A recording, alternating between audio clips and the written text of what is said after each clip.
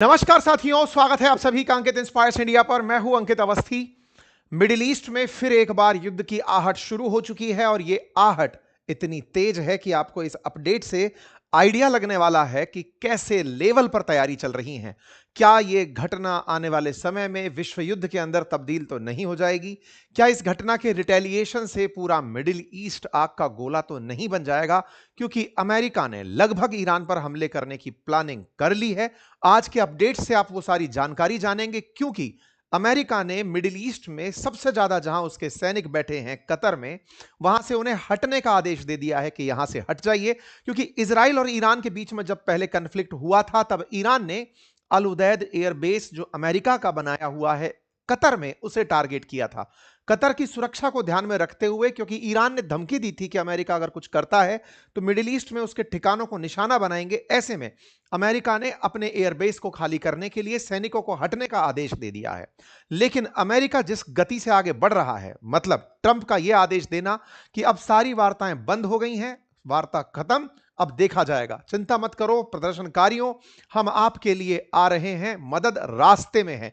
इस तरह का संदेश अपने आप में पूरी दुनिया में एक स्थिति पैदा करता है, जिसके चलते भारत दोबारा एडवाइजरी जारी कर देता है।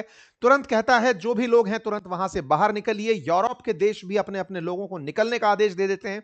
और इसी बीच में मिस्टीरियस चीनी प्लेन कतर ईरान में उतरता हुआ दिखाई देता है। ये सारी बातें अपडेट के साथ आपके सामने लेकर हूं। आइए शुरू करते हैं और सारी जानकारी आपको देते चलते हैं। साथियों, कतर में जो हो रहा है उसे लेकर लगातार मैं आपके सामने हमारे एक और अन्य YouTube चैनल अपनी पाठशाला पर लगातार अपडेट देता आ रहा हूं। तब से प्रोटेस्ट शुरू हुए हैं, तब से प्रोटेस्ट के बाद ब्लैकआउट के बाद इंटरनेट बंद, और उसके बाद में एडवाइजरी, जिसमें हमने यह कहा कि हमला हो सकता है। अभी 2 दिन पहले मैंने आपको कहा था किसी भी वक्त क्या अमेरिका हमला करने की तैयारी कर रहा है। यह जानकारी अगर आप हमारे अपनी पाठशाला के लगातार लिसनर हैं तो मैंने वहां पर यह सीरीज चलाई हुई थी कि ईरान में क्या हो रहा है। अब आप यहां पर अपडेट प्राप्त कर लीजिए, क्योंकि ईरान पर अमेरिकी हमला होने ही वाला है। यह सवाल कि क्या वाकई में आज होगा कि 7 दिन में होगा, यह तो अब ट्रंप जाने, क्योंकि ट्रंप भी चाहते हैं कि मैं प्रिडिक्टेबल ना रहूं भारत की तरह। क्योंकि भारत सरकार भी जब पाकिस्तान पर हमला करने की प्लानिंग कर रही थी, ऑपरेशन सिंदूर की, तो दुनिया जिस समय कयास लगा रही थी उस समय नहीं करना था, दाएं बाएं करके करना था। तो ट्रंप को दुनिया ने कैलकुलेट तो कर लिया है कि ये हमला करने वाले हैं, आज करेंगे या रुक के करेंगे, मेरी मर्जी टाइप से अमेरिका कर रहा है। आप पूछेंगे कि नहीं, केवल माहौल हो सकता है। देखिए, मैंने आपको इसी तरह से वेनेजुएला की कहानी पर भी सेशंस लंबे समय से देते आ रहा था। वेनेजुएला पर हमला होने वाला है, अमेरिकी आक्रमण होने वाला है, होता है, हो ही जाता है, मादुरो को उठा लिया जाता है। इसका मतलब जो प्रक्रिया को हम लोग फॉलो करते आ रहे हैं वो फाइनली एग्जीक्यूशन तक पहुंचती है। ईरान पर भी जो हम खबरें फॉलो करते आ रहे हैं उसका फाइनल डे आ चुका है। आजकल जो भी है वो आपके सामने अपडेट में मिल जाएगा। कैसे पता चल रहा है जरा सुनिए। यहां पर आप हेडलाइन देखें, जर्मनी, स्पेन, इटली, पोलैंड सभी ने अपने सिटीजन से कहा है कि ईरान छोड़कर के तुरंत निकल लें, क्योंकि अमेरिका का हमला हो सकता है। अब यह कौन से न्यूज़पेपर में छपा है? टीआरटी वर्ल्ड में, तुर्की का न्यूज़पेपर है, इस्लामिक वर्ल्ड का न्यूज़पेपर है। अमेरिका के हमले के बारे में खबर छाप रहा है कि दुनिया के देशों ने अपने लोगों से कहा है निकल लो, अमेरिका हमला कर सकता है। ठीक है, साथ में हेडलाइन बनती है, अमेरिका ने अपने सैनिकों को जो मिडिल ईस्ट के अंदर बेसिस पर तैनात हैं उन्हें तत्काल प्रभाव से हटने की कहा है। Iran warn of retaliation if Trump strike. अब यह कहानी क्या है? असल मायने में अमेरिका यह जानता है, क्योंकि एक दिन पहले ही ईरान ने धमकी दी थी कि अगर अमेरिका आपने हम पर हमला किया तो आपके जितने भी ठिकाने हैं मिडिल ईस्ट में सबको टारगेट बनाएंगे, फिर मत कहना। क्योंकि देखिए, अमेरिका तो बहुत दूर बैठा हुआ है और अमेरिका चाहता भी इस तरह से है कि कोई अमेरिका पर हमला करने की प्लानिंग ना करे। उसको तो ये रास्ता बिल्कुल क्लियर है। लेकिन अमेरिका के जो बेसिस बने हुए हैं मिडिल ईस्ट में, उन पर तो हमला किया जा सकता है। ऐसे में उसने उन बेसिस के बारे में पहले ही धमकी दे दी थी ईरान ने कि देख लो भाई, हम आपके बेसिस पर हमला करेंगे।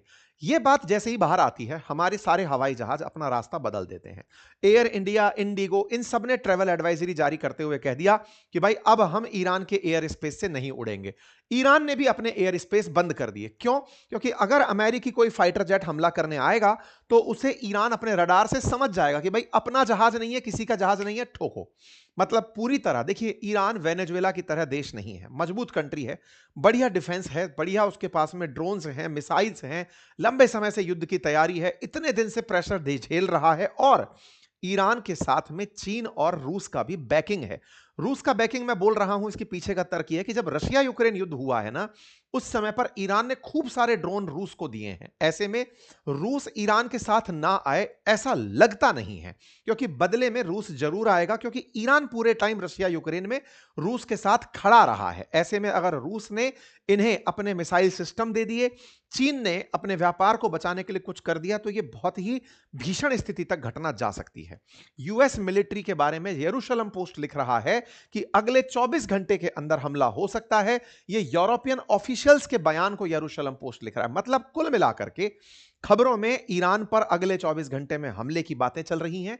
साथ ही साथ ईरान के लोग भी अब देश छोड़ छोड़कर पलायन के लिए तैयार हुए हैं, निकल रहे हैं। तुर्की के साथ जो बॉर्डर साझा होता है ईरान का, वहां पर बड़ी संख्या में हलचल देखी गई है। इसी बीच में भारत की तरफ से एडवाइजरी जारी हो जाती है फिर से, और वो कहते हैं कि अगर कोई भी छात्र, तीर्थयात्री, व्यापारी, पर्यटक जो भी ईरान में है, जल्द से जल्द वहां से निकल जाए। अब ये भारत बोल रहा है, इसका मतलब भी समझ जाइए कि इतना तो हम भी समझ रहे हैं कि कुछ तो गड़बड़ होने वाला है। भारत की जो एम्बेसी है ईरान में, उसने प्रॉपर अपडेट दे दिया है कि भाई ये फोन नंबर्स हैं, तत्काल प्रभाव से पहुंचो और यहां से निकलो। भारत के विदेश मंत्रालय की तरफ से भी कल 14 जनवरी के दिन अपडेट दे दिया गया, जो भी एडवाइजर्स हैं, जो भी लोग हैं, वहां से बाहर आ जाएं। इस बीच में भारत के विदेश मंत्री ने ईरान के विदेश मंत्री से फोन पर बातचीत करी और उनके बारे में सिचुएशन जानी। एयर इंडिया की तरफ से आया ये अपडेट देख सकते हैं कि भाई हम ईरान पर से नहीं उड़ेंगे। इंडिगो की तरफ से आया अपडेट देख सकते हैं, हम ईरान पर से नहीं उड़ेंगे। मतलब पूरी तरह से बैटल ग्राउंड सज चुका है, बातें हो चुकी हैं, युद्ध की तैयारियां हैं, और इस युद्ध की तैयारी में ईरान से होकर के भारत की जो फ्लाइट्स बाहर की तरफ या फिर यूरोप की तरफ जाने वाली थी, उन सब ने रास्ते बदलने शुरू कर दिए हैं। ईरान एयर स्पेस बंद कर दिया गया है। यहां पर बैठे हुए कतर में जो ईरान अमेरिका का एयरबेस था, उसे खाली किया जा रहा है। पूरी तरह से अलर्ट पर सारी चीजें हैं। जो भी तैयारी युद्ध के नाम पर होनी चाहिए वो सज चुकी हैं। ईरान का अपना एयर स्पेस बंद करने की खबर आप देख सकते हैं। ईरान ने थोड़े दिन पहले भी एक बार के लिए एयर स्पेस बंद किया था, जिसके चलते अब आज सुबह सुबह का अपडेट है कि यूरोप की वेब जो फ्लाइट्स हैं वो भी अब ईरान के एयर स्पेस में नहीं उड़ेंगी। इटली, पोलैंड अपने सिटीजन से कह रहे हैं कि भैया जल्दी से निकल जाओ। इस बीच में इंटरनेट की पूरी जो मतलब व्यवस्था है वो चौपट है। लगातार 8वां दिन है ईरान में इंटरनेट के माध्यम से कोई खबर बाहर नहीं आ रही है। ठीक है, अब यह खबर में इतना ज्यादा तड़का कैसे लगा, उस खबर तक चलते हैं। कल शाम को अमेरिका का जो न्यूज, मतलब एक तरह से समझिए ये हैंडल है जो अमेरिकी खबरें बाहर निकालता है, उसमें यह साफ साफ कहा गया कि अमेरिकी अधिकारियों ने न्यूज चैनल रॉयटर से कहा है, the US is withdrawing some personnel from major US bases in Middle East. अर्थात केवल कतर में ही नहीं, अमेरिका के जितने भी मिडिल ईस्ट के अंदर और बेसिस हैं, वहां से वो लोगों को निकालने का आदेश दे चुका है। इस बात का कंफर्मेशन हो जाता है जब कतर की तरफ से खुद यह कमेंट आ जाता है। यहां पर ध्यान देने की बात है, यह वही कतर है जिसकी कोई गलती नहीं थी, लेकिन पिछली बार बेचारे पर गोला डाल दिया गया था। कब की बात है? ईरान इजराइल जब युद्ध चल रहा था, तब ईरान ने कतर को बोलकर अमेरिकी एयरबेस पर हमला किया था कि सुनो, तुम हमारे मित्र हो, लेकिन अमेरिका वाले तुम्हारे यहां बैठे हैं, उन पर हम हमला करेंगे। ट्रंप ने फिर यह कहा था कि ईरान ने हमें पहले ही कह दिया था हम हमला करने आ रहे हैं, थैंक यू ईरान, आपने हमें इन्फॉर्म करके हमला किया। ईरान इजराइल के बीच में जब थोड़े दिन पहले कन्फ्लिक्ट हुआ था, तब अमेरिका के बेस को ईरान ने निशाना बनाया था। अब चूंकि अमेरिका खुद पार्टी बनकर ईरान पर हमला करने आ रहा है, तो इस बार अमेरिका वर्सेस ईरान है, इजराइल वर्सेस ईरान नहीं हो रहा है। लेकिन इजराइल से तो असली नफरत है, नफरत ही इजराइल से है, इसी चलते तो अमेरिका आ रहा है। तो इजराइल के लोग क्या कर रहे हैं, यह भी तो अपने आप में एक खबर है। साथ ही साथ कतर ने साफ कह दिया है, सुनो भाई, अपडेटेड खबर यह है कि अल उदैद एयरबेस से लोग जा रहे हैं, यह हम आपको बताना चाहते हैं। कतर खुद डरा हुआ है कि इन लोगों की लड़ाई में हम ना मारे जाएं। पिछली बार इजराइल ने गुस्से में हमास के लोगों को मारने के लिए हमारे देश में हमला कर दिया। लड़ाई कहीं भी होती है, कतर में गोला फटता है। तो भाई अमेरिकियों, तुम्हें रोकने की कीमत चुकानी पड़ती है। कृपया करके जब तुम यहां से निकल रहे हो तो हमें खबर देने दो। फिर भाई लिस्ट निकल कर आती है हवाई जहाजों की। सारे हवाई जहाज रास्ता छोड़ करके जाते हुए दिखाई देते हैं, कतर एयरबेस से उड़ते हुए हवाई जहाज दिखाई देते हैं। जब नोटिस किया जाता है कि यूएस मिलिट्री के बेसिस कहां कहां हैं, तो इस पूरे मिडिल ईस्ट में जहां जहां पर भी यूएस मिलिट्री बेसिस हैं, जहां पर लगभग मतलब मिनिमम 1000 से ज्यादा तो कहीं ना कहीं सैनिक हैं ही हैं। ऐसे में अगर आप देखें तो कुवैत, अल उदैद, यूएई, इसी प्रकार से बहरीन, सऊदी, जहां जहां भी इनके सैनिक हैं, वहां से बड़ी संख्या में सैनिकों को हटाने की बात चल रही है। अब सवाल बड़ा बनता है, जब हटा ही रहे हो तो युद्ध क्या करोगे? असल मायने में यह केवल एक प्रेशर टैक्टिक है। यह कहते हैं टाइम बाई करना। अर्थात अमेरिका ईरान के सामने खुद को दिखा ऐसे रहा है कि देखो तुम्हारे डर से मैं पीछे हट रहा हूं। इसके माध्यम से ईरान थोड़ा कमजोर हो सकता है, सोच सकता है कि हमारा डर हावी है। समय के साथ साथ इन देशों में यह विश्वास दिलाने का भी प्रयास है कि देखो तुम्हें निशाना नहीं बनवाएंगे, हम या तो इजराइल से हमला करने आएंगे या पानी में से हमला करेंगे। पानी में खड़े हुए जो इनके एयर बेसिस बने हुए हैं या पानी के अंदर जहां जहाज खड़े हैं, वहां से हमला करेंगे। क्योंकि इन देशों को कहा यही गया था कि तुम पर कोई हमला ना करे, इसलिए हमने बेसिस बना रखे हैं। लेकिन हमारे किसी लड़ाई में तुम्हारे बेसिस पर हमला हो गया तो संप्रभुता का उल्लंघन तो तुम्हारा होगा। ऐसे में इन देशों की वास्तविकता में हालत खराब है। ये इस बात से डरे हुए हैं कि चल अमेरिका वर्सेस ईरान रहा है, लेकिन मारे ये लोग जाएंगे। ऐसे में सऊदी, कतर, ये सब अमेरिका से रिक्वेस्ट कर रहे हैं कि सर अभी ईरान की सरकार इतनी भी कमजोर नहीं है कि आप उसे गोला मारकर हटा सकें। आपने अगर गोला मारा तो लोग वहां पर ईरान की सरकार के और ज्यादा समर्थन में आ जाएंगे और यह घटना बिगड़ जाएगी। ईरान की स्थितियां बद से बदतर हो जाएंगी और हमारे जो आसपास के क्षेत्र हैं इन्हें निशाना बनाया जाएगा, जिससे पूरी तरह व्यापार प्रभावित होगा, अर्थव्यवस्था प्रभावित होगी और पूरा मिडिल ईस्ट अशांत हो जाएगा ईरान पर अगर अमेरिकी कार्रवाई होती है। लेकिन अमेरिका तो अमेरिका है, उसने सारी कैलकुलेशंस पहले से ही लगाई हुई हैं। तेल के लिए वेनेजुएला पर कब्जा कर लिया है और आगे ईरान पर अगर कब्जा होता है तो उसके लिए तो बोनस पॉइंट है। ईरान के अंदर सत्ता परिवर्तन होगा तो सस्ता तेल, सस्ता गैस दुनिया को आसानी से मिलने लगेगा। तो अमेरिका तो आगे की सोचकर चल रहा है कि उसे ईरान में सत्ता परिवर्तन करना है। कल को तुम लोग भी पीछे हटते हो तो क्या फर्क पड़ता है। अमेरिका सबको एक जैसा करके बाजार बनाकर छोड़ेगा कि तुम सब तेल बेचोगे, दुनिया में हम जो कहेंगे वो होगा और दुनिया पूरी तरह से हमारी तरह से चलना शुरू करेगी। खैर, सभी प्रयास चल रहे हैं लेकिन सबकी नजर टिकी हुई है कि भाई साहब ये इजराइल वाले क्या कर रहे हैं। अमेरिका अपने लोग तो निकाल रहा है, बाकी लोग कहां हैं। तो ऐसे में देखो अमेरिकी जो डिप्लोमेट्स हैं ना, वो यूएस को छोड़ छोड़ करके जाने की तैयारी कर रहे हैं। यूएस की एम्बेसी ने भी कतर में आदेश दिया है अपने सिटीजन्स को कि भाई सुनो, कतर में कोई भी अल उदैद एयरबेस तक मत जाना। इनको अंदेशा यही है कि आने वाले समय में उस एयरबेस पर ईरान जरूर रिटेलिएट करेगा। इन्हीं के साथ साथ यूके वाले भी कतर छोड़कर निकल रहे हैं कि निकल लो, क्योंकि हमला अगला कतर पर होगा। ईरान पूरी तरह तैयारी में है। यूके की पार्लियामेंट में पीएम बयान दे रहे हैं कि जो प्रोटेस्टर्स के साथ ईरान कर रहा है वो गलत है। यानी पूरी तरह वर्ड सेंटिमेंट यह बना दिया गया है कि ईरान की सरकार के विरोध में जो जनता उतरी, उस जनता को मारने के लिए लगभग 12,000 लोगों की मौत के आंकड़े फ्लैश किए जा रहे हैं। ईरान उसे झूठ बता रहा है, लेकिन दुनिया में प्रोजेक्ट किया जा रहा है कि लगभग 12,000 प्रोटेस्टर्स मारे जा चुके हैं। दुनिया भर में निंदा हो रही है ताकि इस पूरे माहौल से, इस पूरे नैरेटिव से ईरान पर हमला किया जा सके। पाकिस्तान क्या कर रहा है? अमन और शांति की बातें कर रहा है। जो पाकिस्तान उस समय पर इजराइल के हमले के बाद तत्काल प्रभाव से ईरान भागा था, आज उसका ईरान पर कोई बयान नहीं है। वहीं अमेरिकी पूरी तरह से रजा पहलवी को लेकर बैठे हुए हैं। इन्हें दिखा रहे हैं कि जाओ हमारे पपेट, तुम्हारा इंतजार हो रहा है, जाकर ईरान की सत्ता संभालो, हमने तुम्हारे लिए जगह बना दी है। खैर, रजा पहलवी भी पूरी तरह लोगों को बताने लग रहे हैं कि ईरान में अब नई दिन का उदय होगा। देखो, इसमें दो नजरिए हैं। पहला नजरिया ये कि ईरान के लोगों के नजरिए से अगर देखो तो अमेरिका ने ईरान का जीना दुर्भर कर दिया है। ईरान के साथ जिस तरह के सैंक्शंस चल रहे हैं, डॉलर के मुकाबले उनकी करेंसी रियाल टिक भी नहीं पा रही है। पूरी तरह से वहां के लोग अमेरिकी प्रतिबंधों से बहुत ही बुरी तरह प्रभावित हैं। ऐसे में ईरान की सरकार जिस जिद के साथ आगे बढ़ रही है कि हम झुकेंगे नहीं, यह बात सही है, लेकिन इस पूरी बात में जो वहां की जनता प्रताड़ित हो रही है, वो चाहती यह है कि अमेरिका के साथ किन बातों पर, केवल एक जिद कि आपको न्यूक्लियर बॉम्ब बनाना है और न्यूक्लियर बॉम्ब बनाने के लिए आप अमेरिका के सामने झुकने से इनकार कर रहे हो। अगर बॉम्ब बनाने की बात ही सर्वोपरि है तो कम से कम बॉम्ब को स्थगित कर दो। ईरान को महंगाई से इन सब से पीड़ित मत होने दो। दुनिया में 193 देश हैं, मुश्किल से 10 देशों के पास न्यूक्लियर बॉम्ब होगा, लेकिन इकोनॉमी तो सारी सरवाइव कर रही है। ईरान इस हट को लेकर क्यों चल रहा है, उसे अमेरिका को बर्बाद ही क्यों करना है? ईरान के लोग अब ईरान की सरकार से यह सवाल कर रहे हैं कि भाई हमें पहले जीने तो दो, हमें वो इकोनॉमी तो बनने दो जो सऊदी बनकर बैठ गया, यूएई बनकर बैठ गया, कतर बनकर बैठ गया।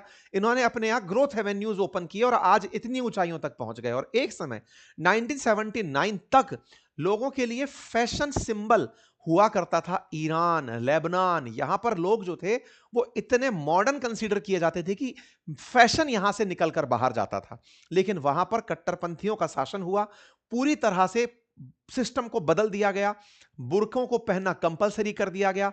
ऐसे में कट्टरपंथ का जब जब इस्लामिक तरीके से वहां पर राज होने लगा, ईरान पश्चिमी देशों से कटने लगा। परिणाम यह निकला कि अब ईरान को बाई फोर्स बदलने का प्रयास किया जा रहा है, क्योंकि इसकी इन पॉलिसियों के चलते अमेरिका यह मानता है कि ईरान के लोग स्वतंत्रता फॉलो नहीं कर पाते। और दुनिया में डेमोक्रेसी बांटने वाला कौन?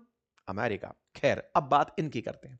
ऐसे में इनके बारे में चर्चा यह कि भाई सुनो, सब तरफ चल रहा है, अमेरिका को तो नहीं मारा जा सकता। ईरान के पास ऐसी शायद ही कोई मिसाइल हो जो अमेरिका जाके हिट करे, और अमेरिका ने खुद की सुरक्षा पाबंद की हुई है। लेकिन आग तो लगाई आपकी है, आप कहां हैं जनाब? चर्चा है इनने भी खेला खेला है। अब देखो, मोसाद कुछ तो कर रही होगी। चर्चा है कि नेतन्याहू का जो हवाई जहाज है ना, वो उड़ करके ग्रीस गया है। ग्रीस में ये पहले भी गए थे। कहा जाता है कि जब भी ईरान का कोई हमला हो रहा होता है तो अक्सर नेतन्याहू का एक जहाज ग्रीस निकल लेता है। अब ये कयास है बाजार के। ये कहा जाता है कि इजराइल ने ऐसे समय पर अपने आप को एक और बेस दिला रखा है ग्रीस में। ग्रीस पर ईरान हमला नहीं करता है और नेतन्याहू निकल लेते हैं, सेफ्टी एग्जिट ले लेते हैं। ऐसी मीडिया रिपोर्ट्स आती हैं। यह इजराइल का जहाज है जिसका ट्रैक दिखाई पड़ता है। इजराइल का यह नेतन्याहू का जहाज है जिसके बारे में पता चलता है कि यह ग्रीस की यात्रा पर निकल लिया है। मतलब यह अपनी जगह बदल रहे हैं। इजराइल पूरी तैयारी कर रहा है कि होगा तो सही हमला, और हम पर भी हो सकता है। ऐसे में जो आयरन डोम करके इनका सिस्टम है, उसकी बैटरीज को रवाना किया जा रहा है। सब तरफ रिपोर्ट्स में है कि आयरन डोम इजराइल में सब तरफ सक्रिय कर दिया गया है, यात्रा में दिखाई दे रहा है। तुर्की ईरान के अंदर बैठे लोग क्या कर रहे हैं? ईरान में बैठे लोग, ये अपडेट है, ईरान के अंदर लोग अब तुर्की वाले बॉर्डर पर जा रहे हैं। तुर्की के बॉर्डर पर जाकर के आप अगर नोटिस करें तो ये ईरान है और ये तुर्की से बॉर्डर साझा करता है। इस बॉर्डर की तरफ ये लोग प्रस्थान कर रहे हैं कि अगर तेहरान पर हमला हुआ तो हम सबको नुकसान ना हो, तो चलो तुर्की में चल के राहत ले लेते हैं। अरब देश क्या कर रहे हैं? अरब देश ट्रंप से कह रहे हैं कि सर ईरान पर हमला मत करो, इनकी सरकार अभी भी मजबूत है, खत्म नहीं होगी और स्थिति बहुत बिगड़ जाएंगी। कह रहे हैं इजराइल भी यही सलाह दे रहा है। इजराइल कह रहा है कि जो वेनेजुएला में किए हो ना, कुछ वैसा कर लो, इनके सरकारी लोगों को मार दो, जनता को और उग्र उग्र कर दो, जनता को ही पलटने दो, आप एंट्री मत करो, अदरवाइज बहुत ज्यादा सैन्य दिक्कत खड़ी हो जाएंगी। लेकिन यहां तो ईरान एकदम कमर कस के बैठा है कि अमेरिका तू एक गोला फेंक के दिखा, मैं तेरे जितने तबाही मचाऊंगा ना आसपास पूरी दुनिया में। ईरान को पता है कि अमेरिका ने इन सारे देशों को, जीसीसी के लगभग देशों को पाला हुआ है, चाहे कतर हो, बहरीन हो, यूएई हो, सऊदी हो, इन सबको बोले बेटा तुम तो फेंकोगे गोला वहां से, मैं इन सब के साथ, क्योंकि अल्टीमेटली तुम सब जगह से मुझ पर हमला करोगे, तब ये देश ये कहेंगे कि अमेरिकी बेस से हमला हुआ है, हमने नहीं किया है, तो बेटा मैं बदला वैसे ही लूंगा और मैं इन पर सीधा गोला मारूंगा। ऐसे में ईरान के अंदर तैयारी क्या चल रही है? सरकार अपनी तरफ से झंडे जला रही है अमेरिका के, और वीडियोस चलाए जा रहे हैं कि ट्रंप सुनो, पिछली बार तो तुम्हारे गोली लगते लगते बच गए थे तुम, इस बार नहीं बचोगे, तुम्हें तुम्हारे देश में घुसकर मारेंगे। तो ईरान के अंदर जो जनता है ना, वो लाखों की संख्या में सरकार के समर्थन में सड़कों पर घूम रही है कि एक बार तुम निशाना बना के दिखाओ, निशाना हम तुम्हें बनाएंगे। ऐसे में अब ईरान की तरफ से भारत को संदेश भेजा गया है, कहा गया है कि देखिए वो वाली बात है, लेवल सबका निकलेगा। ईरान बोल रहा है कि जो भी देश चुप हैं, यहां पर ध्यान रखने वाला है, दीज पॉलिसीज विल सूनर और later affect all countries regardless of their size और इकोनॉमिक पावर। इनका कहना है कि जैसे अमेरिका ने अभी 66 यूएन और मतलब गैर यूएन के गठबंधन से अपने आप को बाहर निकाला, दुनिया में जिस तरह से यूनिलैटरली वो आगे बढ़ता चला जा रहा है, आज जो लोग साइलेंस हैं या फिर इनएक्टिव हैं, वो जो देश चुप हैं, वो ये ना समझें कि वो घटना उससे चिंता से दूर हैं, कभी ना कभी उनका नंबर भी आएगा। और ये बात सच भी है। ये कहीं ना कहीं लोग इस बात से अब वास्ता भी रखने लगे हैं कि जिस तरह से अमेरिका पहले वेनेजुएला पर जैसे ही हमला किया, जैसे ही मादुरो को निकाला, उसके बाद और ज्यादा आक्रामक हो गया, ग्रीनलैंड के लिए हमले की प्लानिंग कर चुका है। उस पर भी मेरा सेशन अभी अपनी पाठशाला पे थोड़ी देर में आ रहा है। ऐसे में ग्रीनलैंड पर प्लानिंग हो चुकी है, ईरान को बदलने जा रहा है, ये जितना एग्रेसर होकर जा रहा है, इससे आप समझिए कि अगला टारगेट इसका ब्रिक्स कंट्रीज होंगी। ब्रिक्स कंट्रीज में ये साउथ अफ्रीका की सरकार बदल सकता है, ब्राजील की सरकार बदल सकता है, इंडिया में भी कुछ ना कुछ ऐसा कर सकता है कि जो इसको चाहिए वो करने का प्रयास में रशिया के साथ व्यापार के नाम पर खूब सारा 500% टैरिफ एग्जीक्यूट कर सकता है कि करा दो। सुप्रीम कोर्ट तक अब ट्रंप के प्रभाव में चल रही है। कल टैरिफ के ऊपर फैसला आना था, उसे स्थगित कर दिया सुप्रीम कोर्ट ने कि नहीं नहीं ठीक है, बाद में फैसला दे देंगे। मतलब इस समय अमेरिका और ज्यादा एग्रेसिव हो गया है। एक घटना के बाद में ट्रंप का मिस्टर पीस का खिताब दिमाग से उतर गया है कि जब शांति में तुम नोबेल नहीं दिए तो अब मुझे अशांति फैलाने दो, कम से कम इसमें तो श्रेष्ठ होने दो, अमेरिका का सबसे श्रेष्ठ राष्ट्रपति बनने दो। शांति के नाम पर मैं नोबेल पीस पुरस्कार मांग रहा था, तुम नहीं दिए, मैंने 8 युद्ध रुकवाए, अब मैं 8 युद्ध करवाऊंगा, उसके बाद बताना कि मैं सबसे बढ़िया हूं कि नहीं, मुझे श्रेष्ठ बनना है। ठीक है, तो ऐसे में ट्रंप लगातार सक्रिय हैं। अच्छा, ईरान में क्या था कि जो प्रोटेस्टर्स हैं ना, उनको देखते ही गोली मारी जा रही थी, लेकिन सिंबॉलिक रूप से गोली मारने के बाद पता नहीं चल रहा कौन मर गया, लेकिन पूरे देश को बताने के लिए कि देखो ईरान के अंदर प्रोटेस्ट के जो चेहरे हैं उन्हें सरेआम फांसी दी जाएगी, वो काम भी जारी था। ऐसे में ईरान के अंदर प्रोटेस्टर्स को फांसी देने के नाम पर ट्रंप बौखला जाते हैं। 26 साल के एक प्रदर्शनकारी को फांसी की खबर जब बाहर निकलकर आती है तो अमेरिकी राष्ट्रपति का ट्वीट आता है, कहते हैं कि ईरान के राष्ट्रभक्तों ध्यान रखो, अपना प्रोटेस्ट जारी रखो, टेक ओवर योर इंस्टीट्यूशन, सब तरफ जितने भी संस्थान हैं उन पर छा जाओ, save the name of the killer and abusers, जो तुम्हें मार रहे हैं या तुम्हारे साथ जो यातनाएं दे रहे हैं उनके नाम सुरक्षित रखो अपने साथ। They will pay a big price, I have cancelled all my meetings with Iranian officials until the senseless killing of protesters stop, जब तक ये किलिंग नहीं रोक देते तब तक मैं अब ईरान से बात ही नहीं करूंगा। हेल्प इज ऑन इट्स वे, यानी कि आपके लिए मदद पहुंच रही है। ये वाली लाइन जब इन्होंने बोली ना, उसके बाद में माहौल गर्म आ गया कि इसका मतलब युद्ध होने जा रहा है। ये हेल्प इज ऑन इट्स वे से ही तो सारा माहौल बना। मेक ईरान ग्रेट अगेन कह के इनका ट्वीट आता है। आज सुबह सुबह फिर ये बात बोलते हुए दिखाई देते हैं कि हमारे कहने पर ईरान ने, अभी तक तो हमारी सूचना यह है कि फांसी टाल दी है, बाकी चीजों पर मेरी कोई प्रतिक्रिया नहीं है। ये अक्सर करते हैं, आपको याद होगा तो जब G7 की बैठक कनाडा में थी तब ईरान इजराइल चल रहा था, अमेरिका को B2 बॉम्बर भेजने थे, उस समय ट्रंप एक बार शांति खा गए थे कि हां हां देखा जाएगा, और अचानक से फिर ये B2 बॉम्बर भेज करके दुनिया को इन्फॉर्म किए कि हमने नेतांज को तबाह कर दिया है। बिल्कुल इस बार भी वैसा ही चल रहा है और अमेरिका इसी तैयारी में है। कहा जा रहा है, हमें कहा गया है कि फांसी वांसी रुक गई है, लेकिन इसी बीच में अमेरिका ने साउथ चाइना सी के अंदर जो खड़ा हुआ अपना USS अब्राहम लिंकन जो एयरक्राफ्ट कैरियर है उसे भेज दिया है कि चलो बेटा आ जाओ, ईरान पर हमला करने की तैयारी है। इसी बीच में सबसे बड़ा सवाल, रूस और चीन की कोई प्रतिक्रिया आई कि नहीं। अभी जब मैं आपका सेशन लेकर आ रहा था उस समय की ताजा प्रतिक्रिया यह है कि इस समय जब पूरी तरह एयर स्पेस बंद है, एक चीनी जहाज यहां आकर उतरता है, फ्लाइट रडार इसकी जानकारी दे रही है। अब ऐसे में क्या चाइना ईरान में अपने वेपन तैनात कर रहा है? क्या थोड़ी देर बाद रशिया भी यहां पर दिखाई देगा? क्योंकि वेनेजुएला की तरह ईरान को ये लोग नहीं छोड़ने वाले हैं, ये तय है, क्योंकि ईरान ने इनका साथ दिया है। रूस की, चीन की जो भी प्रतिक्रियाएं आएंगी जल्दी ही मैं आपके साथ सेशन में उन्हें साझा करूंगा। अपडेटेड रहने के लिए रिक्वेस्ट है कि चैनल को सब्सक्राइब कर लीजिए। जब आप सब्सक्राइब कर लेते हैं तो जब भी हमारा नया सेशन आता है आप तक सूचना पहुंच जाती है, और सब्सक्राइब करने का कोई चार्ज नहीं होता। जहां आप वीडियो देख रहे हैं वहां सब्सक्राइब का बटन दबा आ रहा है, उसे क्लिक कर दीजिए। ऑलरेडी सब्सक्राइब किया हुआ है तो अपने मित्रों से शेयर करिए, उनसे सब्सक्राइब कराइए, ताकि हमारी आप तक काम को पहुंचाने की जो ऊर्जा है वो निरंतर बढ़ती रहे। फिलहाल के लिए इतना ही, अपना ख्याल रखें। चैनल पर नए हैं सब्सक्राइब करें। हमारे कोर्सेज, हमारे एप्लीकेशन बातें बाजार की और अपनी पाठशाला पर उपलब्ध हैं, उन्हें जाइए देखिए, आपके लिए जरूरी लगे तो उन्हें अवश्य परचेज करिए, पढ़िए, समझिए कि कैसे म्यूचुअल फंड्स काम करते हैं, कैसे शेयर बाजार काम करता है। और अगर आप यूपीएससी के स्टूडेंट हैं तो फाउंडेशन के लिए मेरा पढ़ाया हुआ हिस्ट्री, ज्योग्राफी, पॉलिटी, इकोनॉमी का कोर्स अपनी पाठशाला ऐप पर उपलब्ध है, उसे जाकर पढ़िए। बहुत सारा अच्छा कंटेंट हमने उपलब्ध कराया हुआ है। अपना ख्याल रखें। धन्यवाद।